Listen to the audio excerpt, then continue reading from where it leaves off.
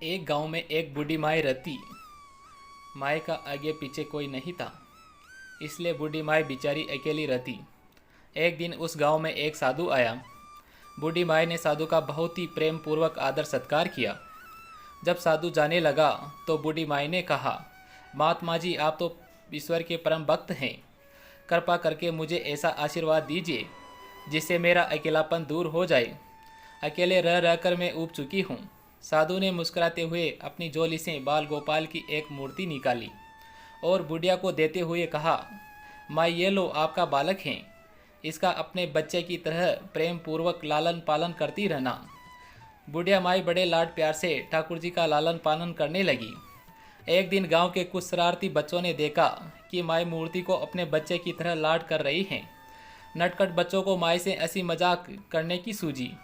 उन्होंने माई से कहा, हरी मैया सुन, आज गांव में जंगल से एक भेड़िया घुस आया है जो छोटे बच्चों को उठाकर ले जाता है और मारकर खा जाता है।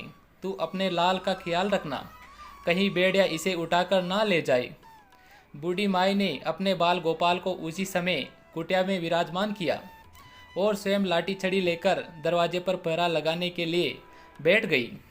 अपने लाल को भेड़िया से बचाने के लिए बूढ़ी माई भूखी प्यासी दरवाजे पर पहरा देती रही।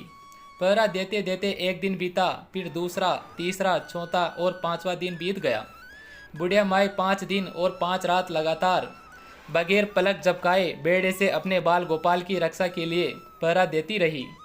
उस भोली भाली मैया का यह भाव देखकर ठाकुर जी का हृदय प्रेम से भर गया। अब ठाकुर जी को मैया के प्रेम का प्रत्यक्ष रूप से आस्वादन करने की इच्छा हुई। भगवान बहुत ही सुंदर रूप धारण कर वस्त्राभूषणों से सुसज्जित होकर माई के पास आए। ठाकुर जी के पाँव की आहट पाकर माई डर गई कि कहीं दुष्ट भेड़िया तो नहीं आ गया मेरे लाल को उठाने। माई ने लाठी उठाई और भेड़िए को भगाने के लिए उठ खड़ी हुई। तब श्याम सुंदर ने कहा, मैया, मैं हूँ, मैं तेरा वही बालक हूँ जिसकी तुम रक्षा करती हो। माई ने कहा, क्या, चल हट, तेरे जैसे बहुत देखे हैं, तेरे जैसे सैकड़ों अपने लाल पर न्योछावर कर दूँ।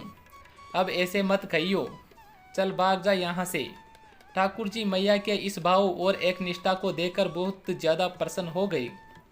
ठाकुर जी मैया से बोले, हरी मेरी भोली मैया, मैं त्रिलोकनाथ भगवान हूँ, मुझसे जो चाहे वर मांग ले, मैं तेरी भक्ति से प्रसन्न हूँ। बुढ़िया माई ने कहा, अच्छा, आप भगवान हो, मैं आपको 100 प्रणाम करती हूँ। कृपा कर मुझे यह वरदान दीजिए कि मेरे प्राण प्यारे लाल को भेड़िया न ले जाए। अब ठाकुर जी और ज़्यादा प्रसन्न होते हुए बोले, तो चल मैया, मैं तेरे लाल को और तुझे अपने निज धाम लिए चलता हूँ, वहाँ भेड़िया का कोई भय नहीं है। इस तरह प्रभु बुढ़िया माई को अपने निजी धाम ले गए।